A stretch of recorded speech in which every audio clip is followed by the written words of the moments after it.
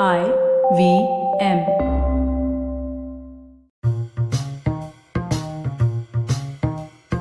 Hello and welcome to the Wire Talks. I'm Siddharth Bhatia. The box office failure of the big budget film Samrat Prithviraj has come as a shock to those in the film industry who thought that the combination of spectacle, a big star, and a blatantly nationalistic theme would win over audiences. Instead, the crowd stayed away and in large numbers, and the film, according to reports, has barely made a small percentage of its massive investment, widely speculated to be in the hundreds of crores. Before Prithviraj, other films with top stars also flopped commercially. Meanwhile, smaller films with relatively unknown actors have been getting praise and audience numbers on OTT platforms such as Netflix and Amazon Prime. So is the economics of the film industry changing? Are audiences becoming more picky? Is the theatre-going experience changing? And what does it mean for the industry? Our guest today is Alankrita Srivastav, whose films Lipstick Under My Burkha released in theatres and won her a lot of praise. She has also made the well-known show Bombay Begums, which was shown on Netflix. Considered one of the most exciting scriptwriters and directors in the film business, Alankrita is an alumnus of Jamia Millia and began her career as an associate director with Prakash Jha. Alankrita Srivastav, welcome to the Wire Talks. Thank you. Happy to be here. So, we've been hearing lately a lot about how big films with top stars and huge budgets have been flopping. Samrat Prithviraj is only the latest. Before that, there was one starring Ranveer Kapoor, another starring Kangana Ranaut.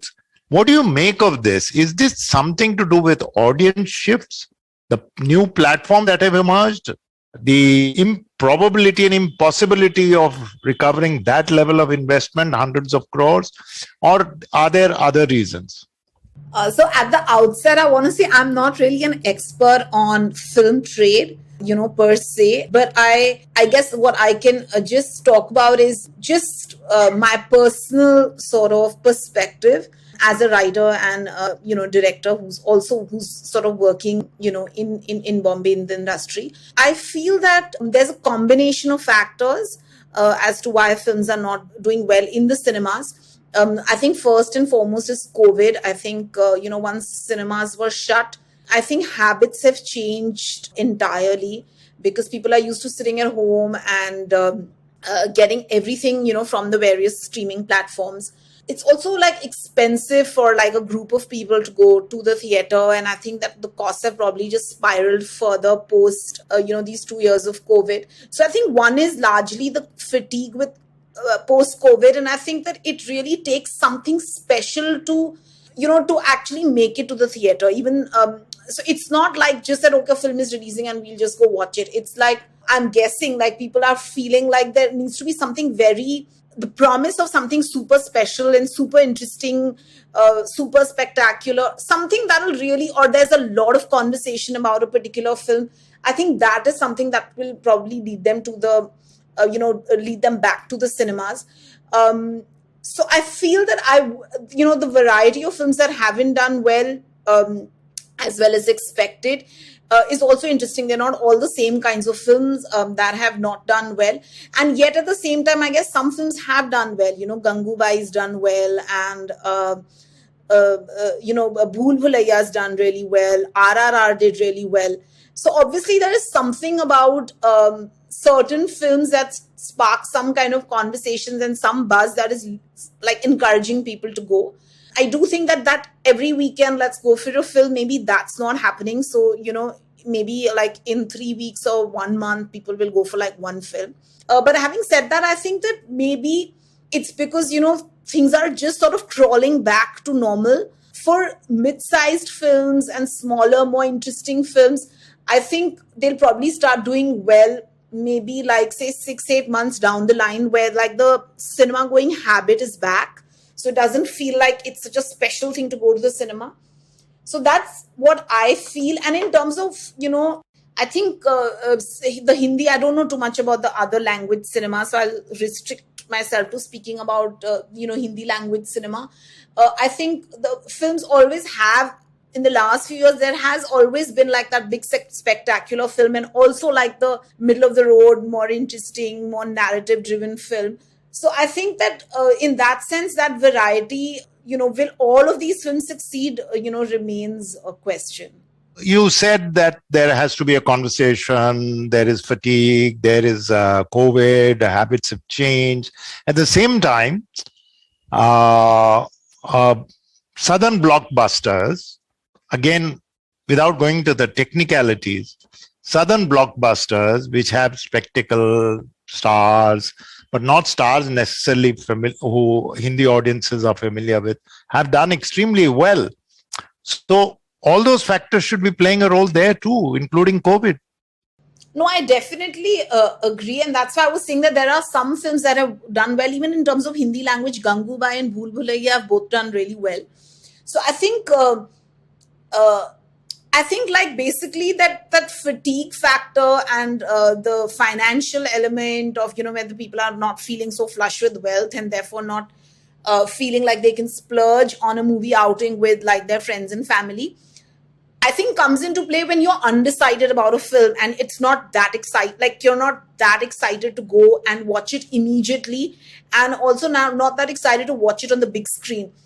And you think that you're going to be able to watch it in a few weeks, at home in any case. So I think like whether it's been KGF or RRR, there has been that initial excitement, like straight away you want to watch it immediately and discuss it with, discuss it with other people who've seen it. That happened with Gangubai as well. So maybe it's, like the same factors are not applying if there is that level of excitement. What I meant was that level of excitement and conversation needs to be really high for people to go to the theaters. Just that ordinary, like, okay, it's an interesting film, let's go watch it, is not enough. There has to be something like bigger pushing people into the theater. That's what I feel. I went to see Bhool Bhulaiya recently, and I think that that offers another kind of like entertainment. It was scary, it was funny, and all of that. And so there's like that sense of like you're going for a film which is very wholesome from, in the traditional Hindi film culture kind of way. So I think that there has to be something about the film which is going to push people into the theaters. I think just like as a by and by that, okay, it's a weekend and we should just go for whatever's the new release, I think that is not happening.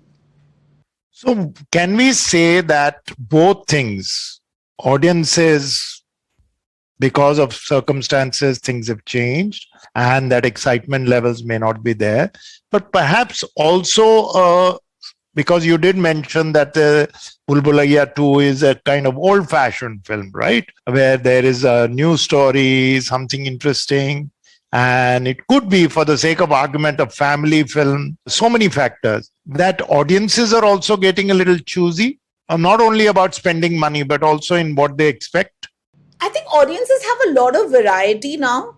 So I think the thing is that because everyone has access to the streaming platforms, and it's so much cheaper to, be subscribing to a platform that's going to offer you so many films, so many shows, that I think there has to be an X factor which makes you be like, okay, I'm going to get out of the house and, make a plan, book a ticket, and actually reach somewhere else, sit in the theater and watch it. So I think that X factor, I think, has probably become more important than ever before. And I do think it has a lot to do with the fact that now you don't have to go to find entertainment through cinema. It's coming to you in your living room, in your bedroom, in your house. So I think that it's very different now because people also are used to just watching just a lot. Most people I know, they watch so much stuff now, like whether it's shows, it's films, they watch a lot of stuff that's coming out. Sometimes they might watch only a little bit, then switch it off. They watch it at their own convenience. You watch a little bit, have dinner, come back to it. So I think it's also, watching has become a bit more like reading a book. Like you do it when you feel like, you stop when you feel like. So I feel all of those, things have sort of added up. And I think the variety offered on streaming platforms is vast. It's huge. You can find stuff in every language, every genre. You can find stuff from other countries. So it's just like that universe is there. So you're not starved for entertainment if you haven't gone to the cinema. At the same time, this indicates that our entire viewing experience, seeing it in parts, seeing it in 30-minute episodes, seeing it one night about 45 minutes of a movie and then saying, I'll see the rest tomorrow, rather than be locked into this vast theater in the darkness and sharing emotions with the rest of the audience. That entire experience has changed and is changing. Is this going to have an effect? I think it's already changed, like that whole idea of going for an outing with your friends to watch a film. It's already, or with the whole family, I think it's already it's already ebbing. So I think it will need time to sort of come back. And I completely agree with you. There's a magic of the big screen and being you're committed to those 2 hours or 2.5 hours or whatever when you're going to sit in the theater and experience a story, a film, together with a whole bunch of 100 strangers. And that's something so beautiful and so magical. And it's a very different viewing from viewing at your own convenience at home.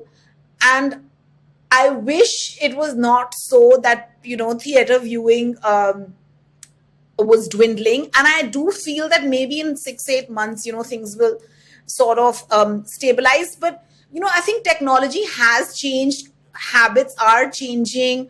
I mean, there is we can't deny that we are in a state of flux, and not just in India. I think it's across, it's across the globe.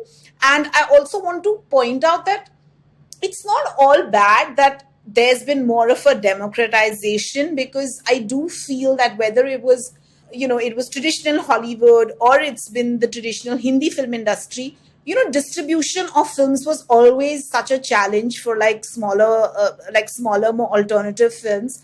And I think that it was always there were iron chains at the doors of distribution. It was so hard to get your film released. And I think that struggle perhaps is going to become even harder now that the smaller films, the more mid-level, mid-budget films are not, people are not really going to watch them. So I think that it was always a very it was always a hard place to break into. So I think the thing about streaming is that at least there's been more sort of space, and for all kinds of stories, all kinds of actors, different kinds of writing, different genres of material, of stories. So I think that it's like a mixed bag. And I think for me, I also feel like this idea that only the big spectacle films are for the theater and all human kind of stories should only be seen, on a streaming platform. I don't agree with that either, because I feel like then we are saying that, because then what happens is all kinds of alternative stories, maybe, films that have a more female perspective, or maybe a more LGBTQI perspective, they don't find that kind of space. And it's almost like that public space is being cut off for that kind of cinema. And you're saying, no, you only deserve to be seen on a smaller screen. And I don't think that's healthy either. So, I mean, I would wish for a healthy sort of trend where, all kinds of films are shown in the theaters, and depending on people's choices, they go for all kinds of films in the theater, and all kinds of films and shows are available on streaming platforms, and people, watch whatever they feel like. So I do think that I'm very scared of this idea that only big spectacle films should do well in the theater, because I do think that it's a very important public, sort of experience, community experience, and it shouldn't be that it's denied to a certain kind of film. I'll pick up on that in a minute, but there was a time when a hit was something that ran in the same cinema for 25 weeks. So you have Silver Jubilees, Golden Jubilees, Diamond Jubilees, etc., etc. Sholay, 4 years, 5 years, a whole lot of films, everyone went to the same theater over and over and over again. While most screens changed their films every 7 days, some films just stayed on. Then it came to a situation where the multiplexes, within the first 3 days, Friday, Saturday, Sunday, if you didn't make some part of your investment, recovered some part of your investment, that was what was counted. Now, there are options of putting it on the big screen as well as sooner than later sometimes, or sooner or late, putting it on the OTT streaming platforms. Plus, there are rights of music, etc. So, has the very definition changed? I mean, that was the original topic, hit or flop. I definitely think the definition has changed, because when earlier there were not so many other avenues of getting your money back and making a profit on the film, it all depended on how many people would buy tickets for the theater. And actually, I think about 15 years ago or something, in any case, there was a shift. Once the corporates had come and these channels, they started paying huge amounts of money for the satellite rights. So already there was like a big recovery for films that was that they got from the sale to the television channel, and those channels honestly would never really buy smaller films either. But like it was for like and then they would repeat those films on those channels and all, and it was like a huge amount was being paid to the producers for the telecast rights. So I think once the streaming platforms have come, and of course, yeah, and then there was music as well. And I think music, of course, once like the tapes, the cassettes had become popular, then music rights sort of also built up, because every tape is like money that the music company is earning. And then later, of course, once the digital era has started, it shifted to ringtones and things like that, is how they, and also like reusing their songs for other films, and that's how they make their money. But of course, once streaming came into play, it became a big part of the financial recovery plan. So you could release a film in the theater, you sold it for to the satellite television channel, and you also sold it to the streaming platform. And often a big chunk, so in the last few years, at least last five years or so, a big chunk of the money has been coming from the streaming platform, even though you've released the film theatrically. So I think that is like, I guess, changing technology, and therefore changing definitions of what constitutes profit. Because if you look at it purely on monetary terms, of course, if you make an on the table profit by doing all these sales, and then you do decent enough business in the theaters, your film does well in any case. But I think that there's always something intangible about films that are that are loved. Like there's a film like Andaz Apna Apna, which I don't think it did well in the theaters when it released, but it's like a cult film now. So I guess in a sense, it's always more than a business. There are a lot of films that might have done very well, but people will not really remember those films. So I think there's that aspect as well. But just coming to that basic point, definitely I think that what constitutes financial success has obviously changed because of the variety of mediums in which you can sell the rights. So going back to what you were saying a couple of minutes ago, Alankrita, since all these things that you pointed out, are producers getting the message that spending such a lot of money and coming up with such a blockbuster may be financially unviable? Something like Samrat Prithviraj, they could have funded 5 different films on it. This is what one is picking up. I'm no trade expert, but the numbers that are being talked about. So are the big stars, the big producers, the big studios, the big directors, are they getting this message? I don't know. I'm not very sure, because I think that, there's a certain, I think the producers who produce films which are like this large scale, the thing is that, when one film like that does well, the profit is so much that I think that they can't, even if they make 5 small films, the margins are very low.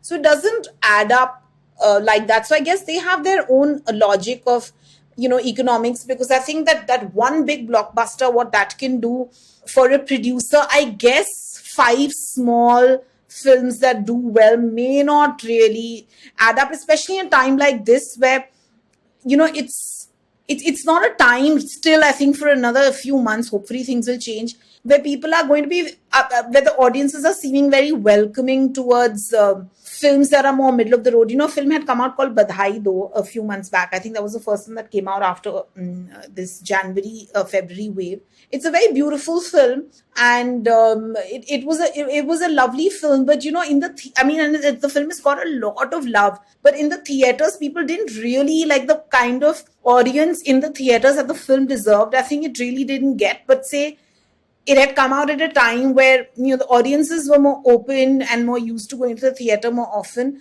I think that film would have done much more business in through the theaters. So I do feel that. I guess there's a logic for these big spectacle films. The idea, of course, is that, if one is, those films are being made, then you expect that, okay, it's immediately going to get that money. So I guess it's been a shock to people to feel that, immediately that thing that you were talking about, because a lot of these films are dependent on this Friday, Saturday, Sunday, that big recovery of the first weekend, maybe the second weekend. So when that doesn't happen, I guess it's painful for the people who've put in, their money and effort into the film. We'll be right back after this short break. What is the workplace and how does your gender and body affect your right at work? Hey, I'm Priya Mirza, and on the Longest Constitution podcast, we critically examine the vision of the Indian Constitution and laws. In season 1, we looked at sex, gender, sexuality in India, and the landmark judgments which transformed our rights as citizens in this country. In season 2, we discussed the laws which shape the workplace and examine how ability, competence, and merit impact us, and much more. Join me, Priya Mirza, every Wednesday only on the IVM Podcast app, website, and all the major podcast streaming platforms. Welcome back to the Wire Talks. At the same time, this is a question that's been bothering me, and this is not a question specifically about today. It's happened several times in the past. Whenever a certain kind of film works, everyone rushes to make 10 other films, and then some do well, some don't, and then there's along the way something happens, and one of them is a resounding flop, one may be a good hit. And ultimately people say, okay, that particular theme, or if one wants to use a stronger word, fad, is now over, let's move on. In this case, the nationalistic drama, with everything going for it, a lot of saffron flags being waved, a bombastic dialogue, really dog whistling, more than dog whistling, about relations between the majority and the minority, even though it took place 800, 900 years ago, where the obvious villain is very, very obvious. So the messaging is there. But some films did well. This particular didn't. So are we looking at that? You did talk about how there should be excitement to buy that ticket for your group of friends. But is there something which is telling us that, listen, we've got the message, we don't want these films anymore? Nationalistic film. I would like to call it Hindutva film, but we'll go with nationalistic. I don't know, I always feel like cinema reflects the society, that it sort of functions in, and not necessarily the other way around. So I do feel that, there were films that had, Bimal Roy was also making films that did really well, because he captured something about that post-independent India that connected so beautifully with people. And even if we see Salim Javed's films, like that whole angry young man, the frustration of the youth in the late 70s and early 80s and all of that. So I do feel that I guess certain films do well at a certain point in time because they're reflecting something in society. And I think that even when the big NRI love stories were doing really well, it was soon after the economy had opened up.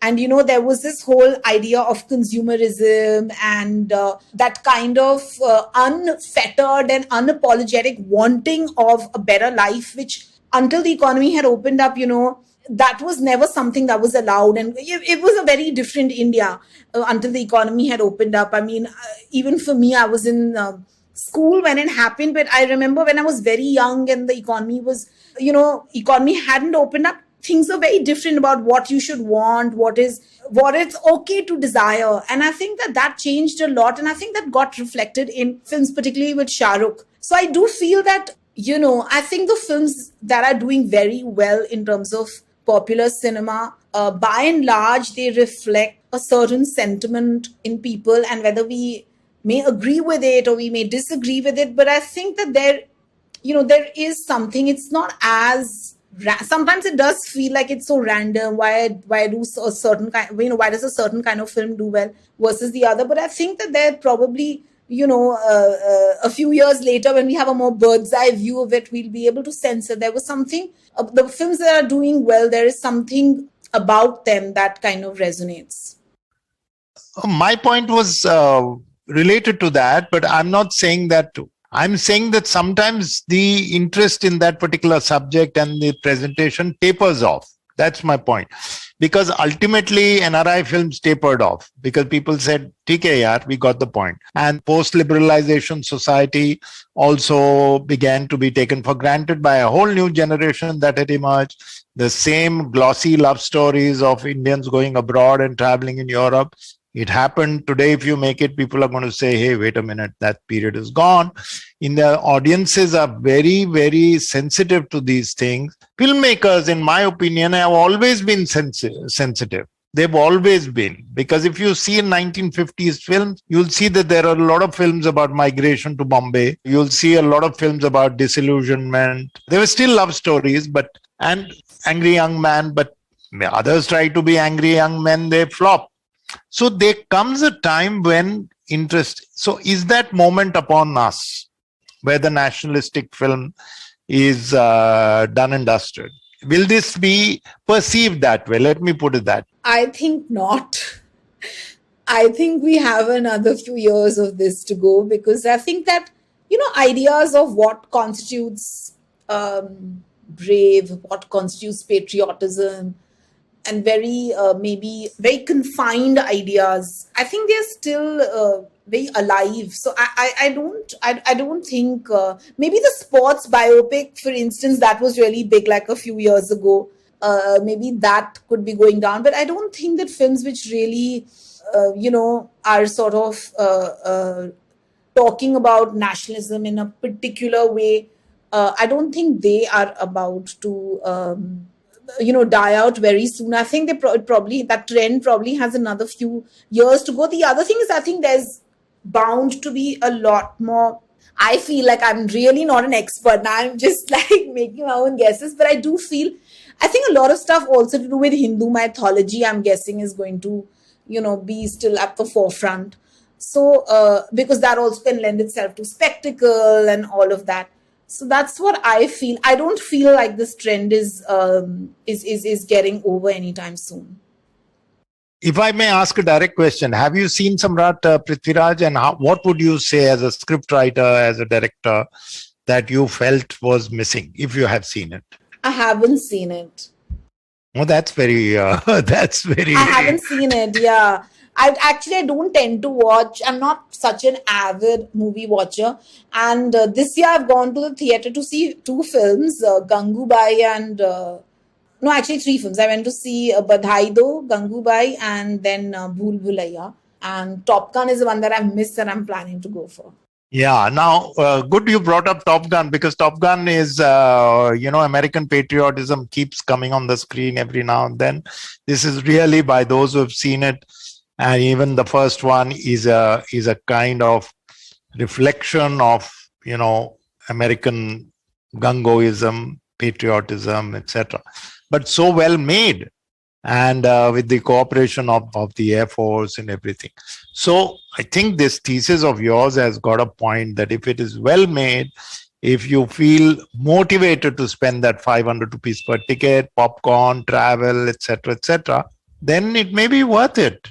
And perhaps filmmakers here who are very savvy, keep an eye out for those things to say. For God's sake, script is the king, isn't it?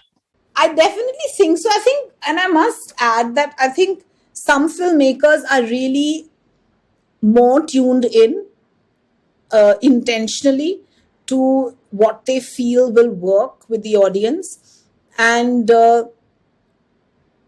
honestly, I feel like um, I think that with some of them, I feel it really does come from a space of empathy and respect for the common person, because they feel like this is what the common, the common Indian will want to spend 500 rupees or 700 rupees on. And I think they probably make films with that knowledge. And of course, like, I feel I'm a way more independent kind of a person, and many there are others like me, and I think we go much more by what is interesting to us at that moment, what we want to say, and really not thinking about where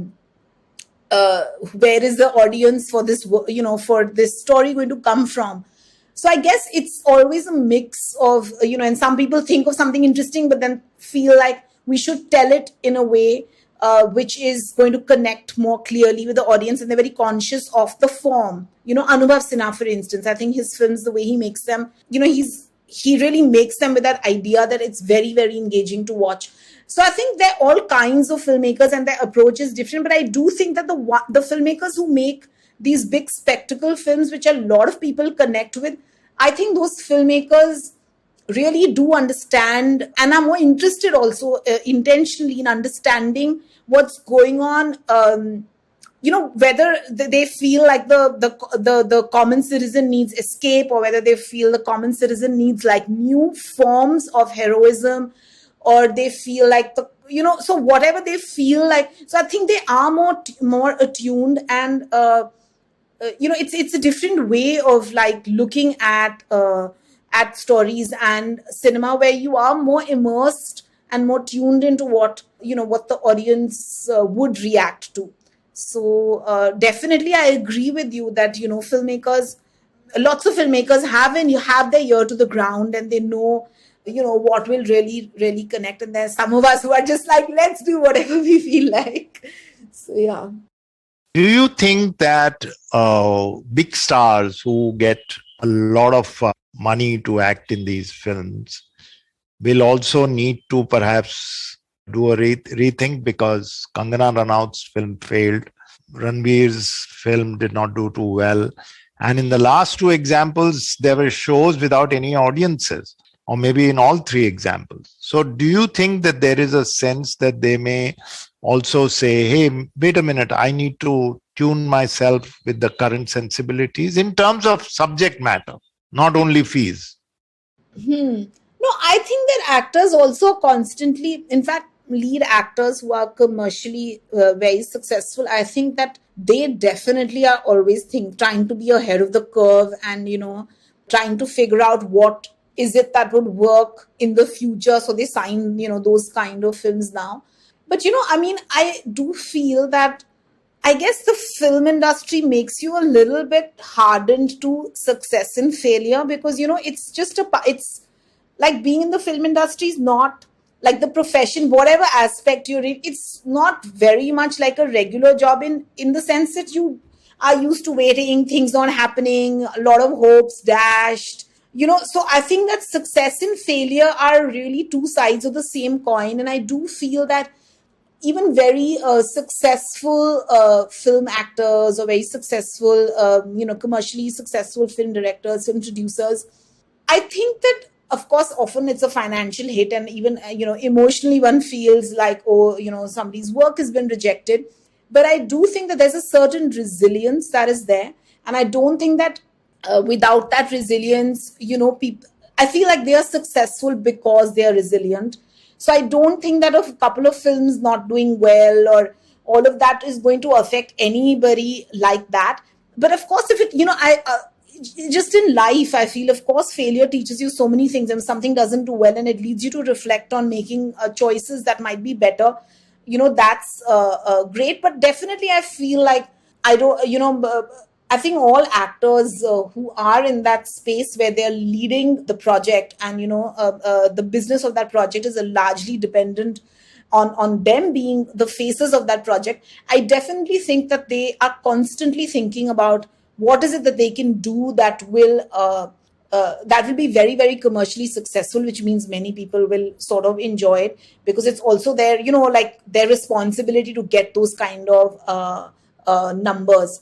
So I think, but definitely I feel like a couple of failures here and there, I don't think that affects anybody in such a deep way. Perhaps towards the latter part of their careers, they will look at tiny films like Mr. Bachchan did for Jhund. And he's done the superstar number. He's done the 90s trend. What hasn't he done, really, when you think about it? That was a very different time, because all these big stars used to do all these alternative films as well. And honestly, post-COVID, everything's kind of muddled. So I'm just talking about those years just before COVID. That wasn't the case necessarily with the big actors of the last 10, 15, 20 years. So, but I think that time was different, like those same actors, Rajesh Khanna and Amitabh Bachchan, they would do the biggest blockbusters and they would do these really beautiful small films as well. And it was all okay, So I think that time is also like not like that right now. So what I'm getting from you is that we are perhaps seeing a fundamental shift in the way the whole thing is organized. It's difficult to pin it down, but perhaps audience taste changing, platforms changing, budgets, their compulsion or the need or the interest in going and spending that level of money, especially in difficult times. A lot of things are undergoing a shift. That shift is not tectonic, but the shift is certainly happening below this. Is that a fair summing up? 100%. I think that's definitely true. And I think it's not only true of India, I think it's a trend across the world. We are kind of coming towards the end, but I must say that you made films for the big screen, Lipstick, and as an associate director with Mr. Jha.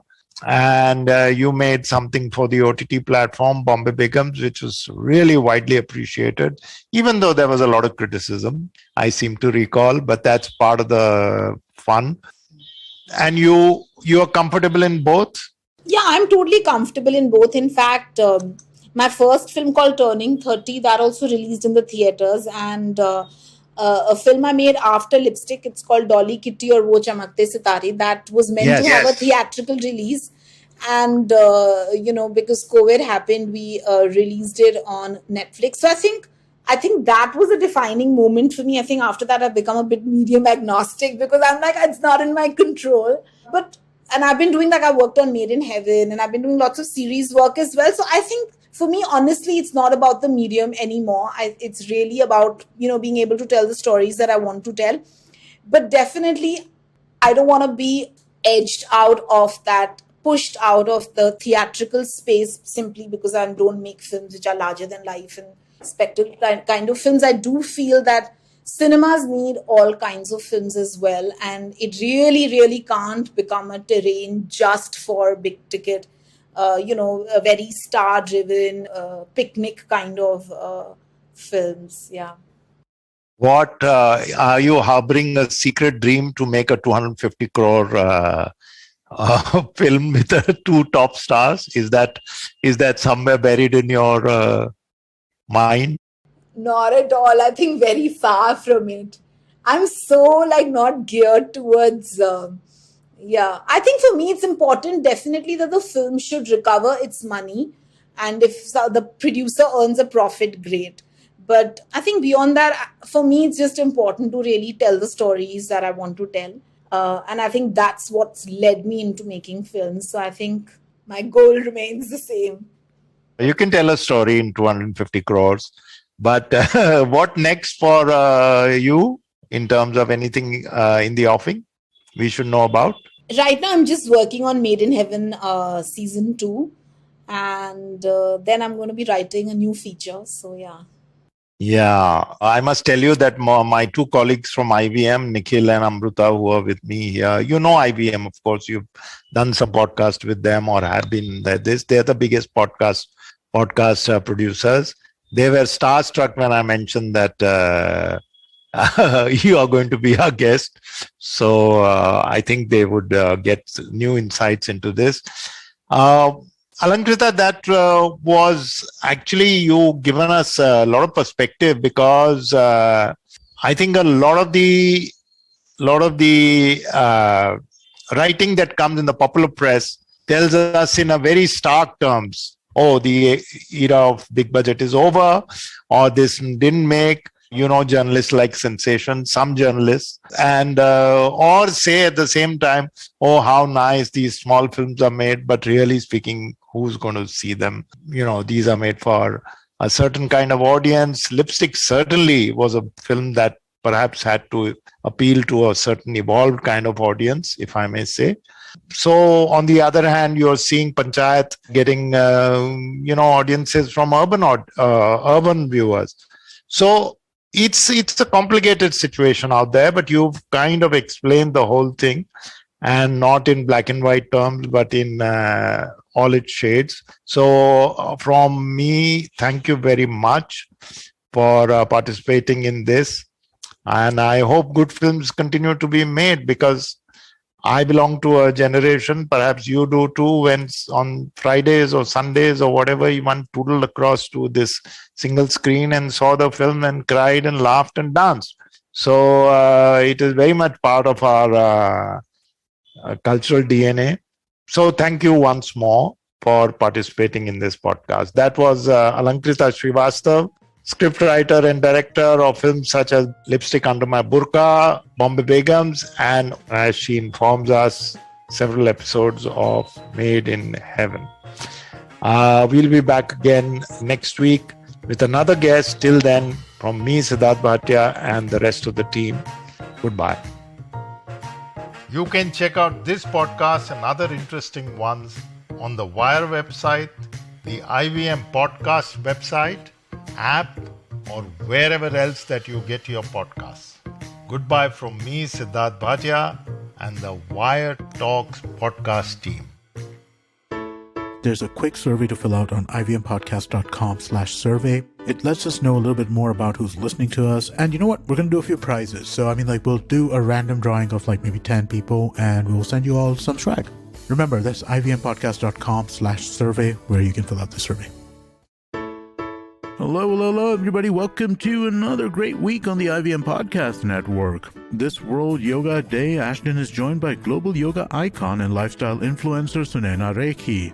They talk about how one can take care of themselves using yoga. Catch this only on The Habit Coach. On the Filter Coffee Podcast, Karthik speaks to author Vineet Karnik on the business of sports. On Smarter with Sid, Siddharth explains how the Human Library in Denmark works. On Marathi Kirkitan, the Deshmukhs share unique incidents they came across while reading. And on Ek Jiski Finance, Priyanka teaches us how to write a will. Just a reminder to everybody, the IVM merchandise is now available. You can go to the IVM Podcast website and click on the shop tab. Check out our first collection of t-shirts. Also, do follow us on social media. We're IVM Podcast on Twitter, Facebook, Instagram, and LinkedIn. And I'd like to remind you all that it is really, really helpful for us when you do recommend this show or any of our other shows to a friend. Word of mouth is great for us, and it's really a great way for us to grow our audience and have more people for you to discuss your podcast consumptions with. Also, don't forget to rate us on any platform you're listening on, and you can also check us out on YouTube at ivmpodcast.com/YouTube. We have a list of the YouTube channels we are on. And finally, we'd like to thank our sponsors this week, Capgemini, Intel vPro, and Intel Future Banal Wonderful. Thank you so much for making this possible.